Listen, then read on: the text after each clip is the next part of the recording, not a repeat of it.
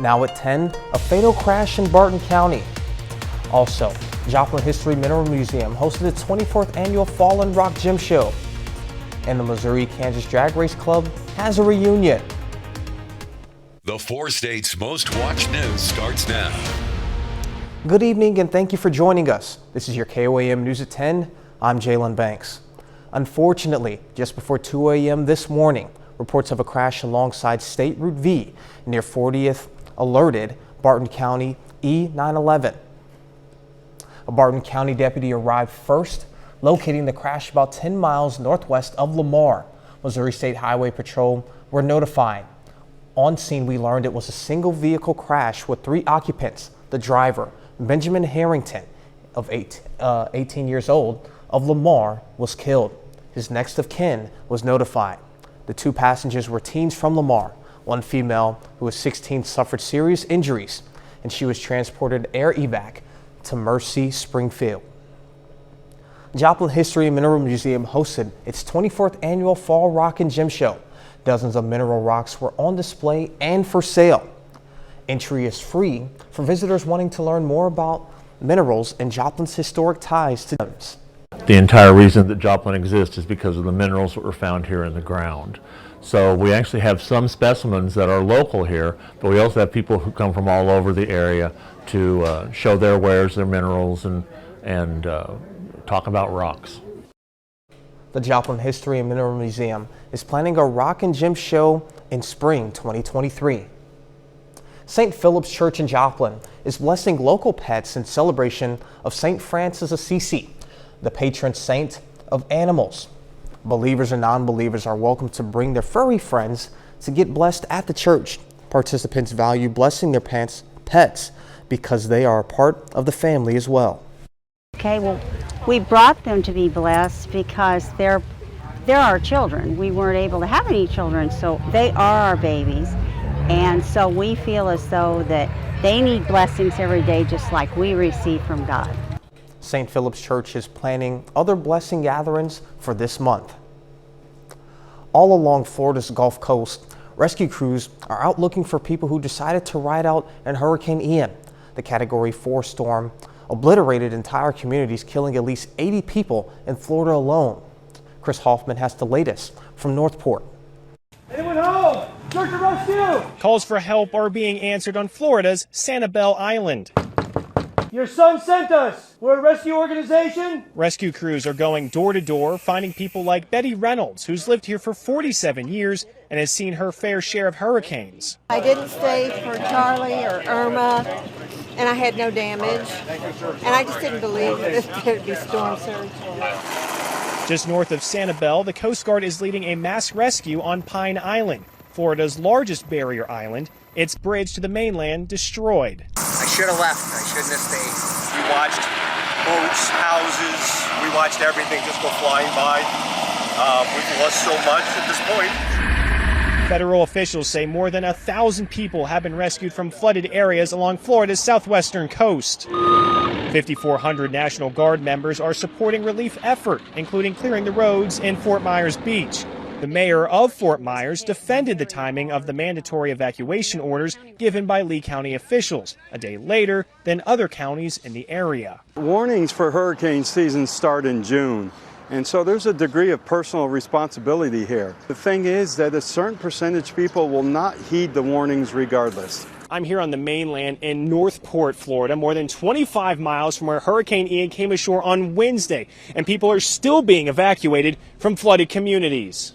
Kevin and Laura Leaf got a boat ride to dry land from a stranger. Our house is surrounded by water. They would have stayed, they said, but they don't have power. Power is still out for thousands, but Florida Power and Light announced 44,000 utility workers from 33 states have restored electricity to 75% of customers. And now Sam Lane joins us with the remnants of Ivan. Yeah, it looks like Ian is now in Virginia this evening and is slowly moving offshore and is going to be wandering around off the coast of Carolinas and Virginia over the next couple of days before finally moving out into the Atlantic and away from the United States and not causing any more problems. So that's good news. Over the last 36 hours here locally, we've been kind of on a roller coaster with temperatures. Chilly in the morning, then warm in the afternoon, and then going right back into the 40s and then back towards the 80s by afternoon. And we're going to be on this roller coaster for at least another few days before we start to see some changes. So that means some chilly nights are ahead, warm days, but an unsettled pattern next week is in our forecast. But the drought, unfortunately, looks like it's going to continue for a little bit longer as well. And I'll have more details on that coming straight up. If you don't want to go to college and you want skills to pay the bills, there's an option at Joplin High School. Jet HD's Gavin Hollingshed has that. Senior Miles Griffith is normally a College Heights Cougar, but for 3 hours during the day, he is a Joplin Eagle. He's one of the many sending school students who visit Franklin Technology Center to take their classes. It's also just nice to have that change of environment, because sometimes you get a little bit dulled down by the fact that you're sitting in the same building for hours on end. Miles is enrolled in film and broadcasting at FTC. I actually enjoy both of the teachers that I have this year, Mr. Douglas and Mr. Smith down here in the film/TV production studios. They're really cool guys. Steve Reed is the assistant director of FTC, and he says several hundred sending school students visit every year. Most schools can't afford the programs we have here at Franklin Tech. All this equipment and tools and stuff that we have to purchase, not every school can do that. The schools that send students to FTC are College Heights, McCallie, Webb City, Carl Junction, and Sarcoxie. I mean, this is, if you want to learn a skill that's going to get you paid the rest of your life, this is where you need to be. Miles doesn't plan on going to college. He wants to go straight into the film industry after he finishes taking his FTC classes. I liked being able to come here during my high school years and try to get more of an actual, fundamental education in a field of work that I'd like to go into. So instead of after high school going to some college that's going to teach me a bunch of stuff that I don't really need to know, and then a little bit of what I do need to know, I get to come here to a trade school in high school and learn a lot more about what I actually want to do in a shorter amount of time. If you are interested in any of the FTC classes, you can sign up and become an Eagle. Reporting for Jet HD, this is Gavin Hollingshead. President Joe Biden's administration is scaling back eligibility for its student loan forgiveness plan. Around 77,000 people will be affected by the change, according to one administration official. The debate over the program remains fierce as Republicans ramp up legal efforts to stop it from taking effect. Emily Schmidt explains who no longer qualifies. It did not resonate, how much the payments would be once I graduated. Brittany Williams is a doctoral student with $80,000 in debt.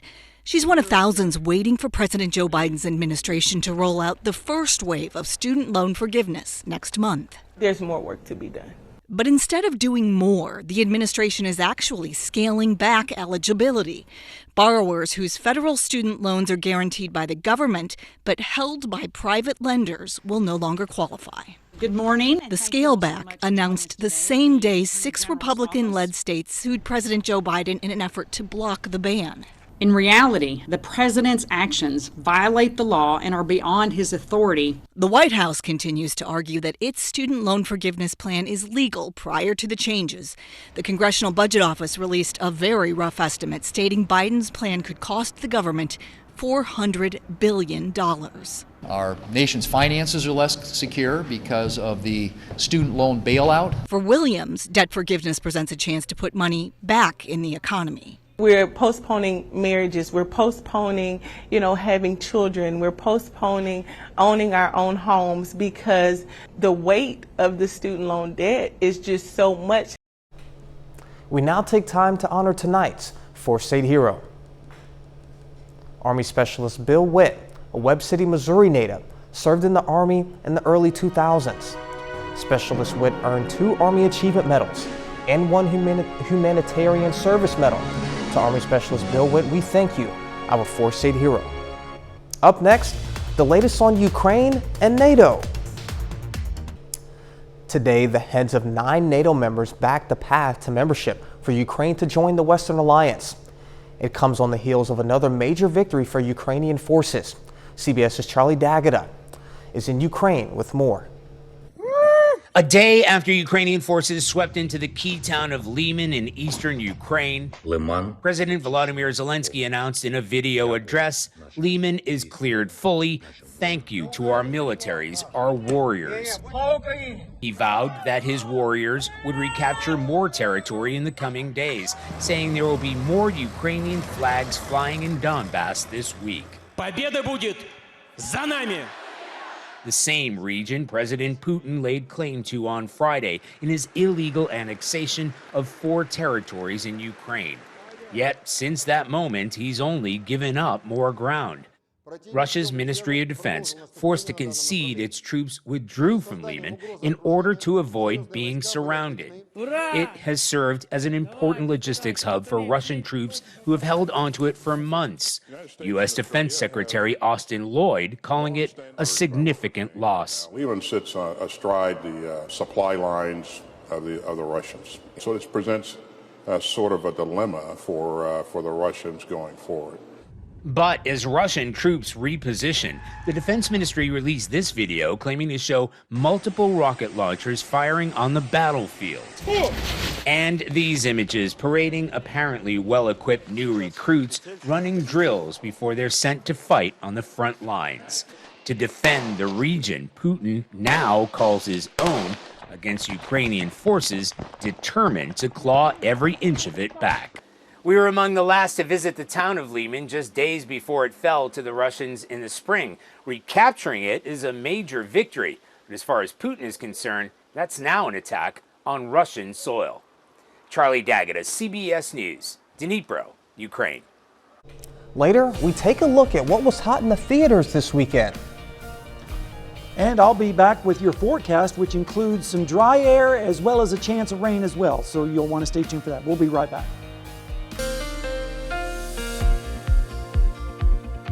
What a beautiful weekend we have had across the area. This is what we call Chamber of Commerce weather, with light winds, bright sunny skies, and no precipitation, really no clouds either. And that's the case tonight down in Seneca, Missouri at the Indigo Sky Casino and Resort. Pretty clear skies down there as well as across the entire 4-state area. You know, it's been dry for quite some time.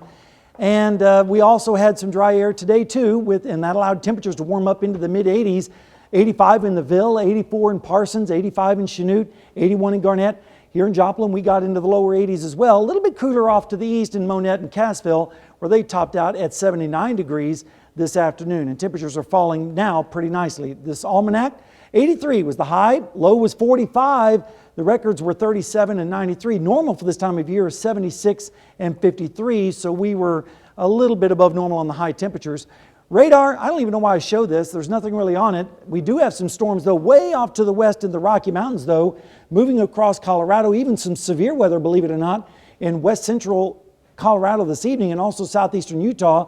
So those storms are going to stay out there. They're going to move towards the north up into the Dakotas, leaving us dry yet again. We're going to have to wait for another stronger storm system and a pattern shift late next week before we start to see any changes in our forecast as far as rain goes. Temperatures right now are in the upper 50s to around 60 degrees, including Joplin. Right now is 61 with a calm wind. And with a calm wind and a dew point of 44, the temperature is going to start falling like a rock. And so we're going to see temperatures in the upper 40s to around 50 degrees by tomorrow morning, and the pressure is currently rising on the hour. One good thing is that the ragweed and the chenopod is starting to come down. So the allergy index is around 5.2 today and will be the same tomorrow. So that's some good news.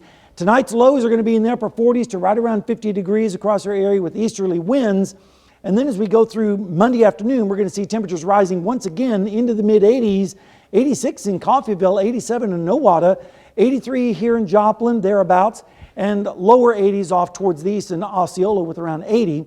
Then tomorrow night into Tuesday morning, we're going to see lows once again in the 50s, with some clouds starting to increase from the west ahead of a storm system that's going to be moving in, but it's going to be running into a lot of dry air, so it's not going to have a lot of moisture to work with. So Tuesday afternoon, highs once again in the 80s across our area. Then as we go into Tuesday night, Wednesday morning, maybe a sprinkle or two across the area Wednesday morning, but I wouldn't hold my breath with lows generally in the mid-50s. Over the next 7 days, you guessed it, dry weather all the way through, except for, like I said, maybe a sprinkle or two on Wednesday morning. But at least cooler temperatures, especially for Friday and Saturday. And we could actually see some frost in here Saturday morning in some of the colder outlying valleys with temperatures in the upper 30s. So the temperatures are looking like fall. We just need the rainfall to go along with it. Absolutely. I don't think I've heard the word frost in, what, 5 months now or something? It's been a while, so it is possible next weekend. All right, well, sounds good. Thank you, Sam. All righty. And now Danny joins us. The Chiefs look to bounce back after a really tough loss against the Colts. Yeah, another tough one today on the road against the Bucs. We'll have the latest on that. Plus, Pitt State improves to 5-0. A full recap from this week's Miners Bowl coming up.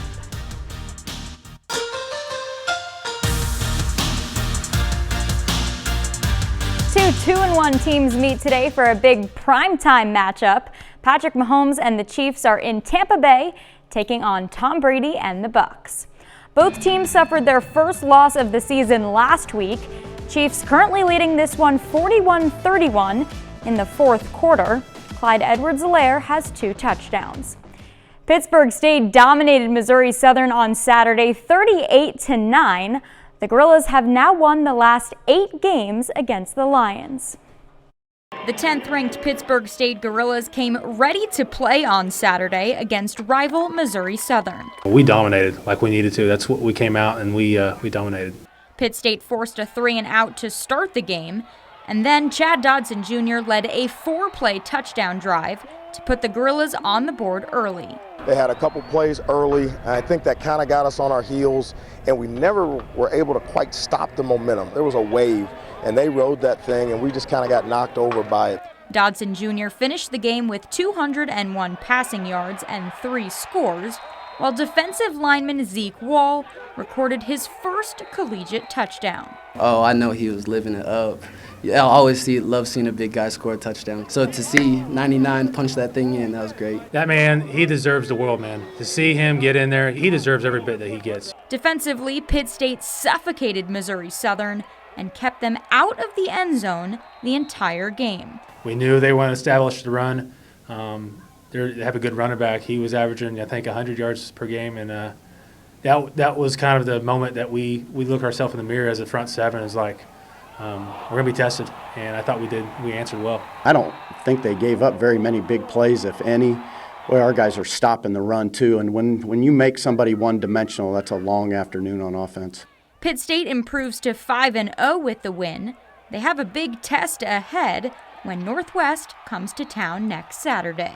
That's the one we circle every year. We're excited for the challenge that they're going to bring. We're going to be ready. Pitt State hosts the 4-1 Northwest Bearcats on Saturday, and Missouri Southern faces Lincoln. Both games kick off at 2 p.m. St. Louis has earned a spot in the postseason, but there's still a few more games left on the schedule before the playoffs begin. Today, the Cardinals play their final regular season home game. Game 3 of a 6-game series with the Pittsburgh Pirates. Cardinals fall today 7-5. Albert Pujols goes 2 for 2 and hits his 702nd career home run. The Kansas City Royals are in the middle of a 6-game series with the Cleveland Guardians to close out the regular season. Game 3 this afternoon. Cleveland wins it 7-5. Vinny Pasquantino goes 3 for 4 with an RBI and a run scored. Royals and Guardians are back at it on Monday at 5:10. That's it for sports. We're back after this. Well, as you know, it's our end of the week box office wrap up. And now we'll take a look at this weekend's top 5 films. The re-release of Avatar fell to 5th place in its second weekend, grossing $4.7 million. Despite strong reviews, the gay rom-com Bros debuted in 4th place with just $4.8 million. Viola Davis and The Woman King took 3rd place with $7 million. I have it. Focus, right here. Don't Worry, Darling lost the top spot. $7.3 million put the dramatic thriller in 2nd place in its sophomore weekend. Smile had plenty to smile about. The horror flick dominated in its debut weekend, earning $22 million, more than the film cost to make. In Hollywood, I'm David Daniel. Yeah, I saw a couple of those movies. I like them. Yeah, pretty good. All right, Sam? We have a great forecast shaping up across our area with temperatures in the 80s for the next several days, lows in the 50s, and then it gets actually quite cool on Friday into Saturday with lows in the 40s and highs in the 60s.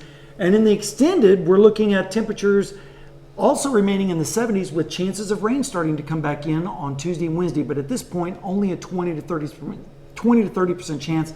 Hopefully we can get some more rain in here, but that's all we've got for now. Well, we'll be happy with those temps, but I'm eyeing that Saturday. We got a big Saturday matchup next week with Northwest and Pitt State. I'm always looking at those Friday, Saturday temperatures. We don't want anything messing with our football. But in terms of baseball, Cardinals and Royals both fall today, but they'll both be back in action tomorrow. All right, well, sounds good. Thank you for joining us. Thank you for making us part of your night. We'll see you right back here next week, and we'll see you then.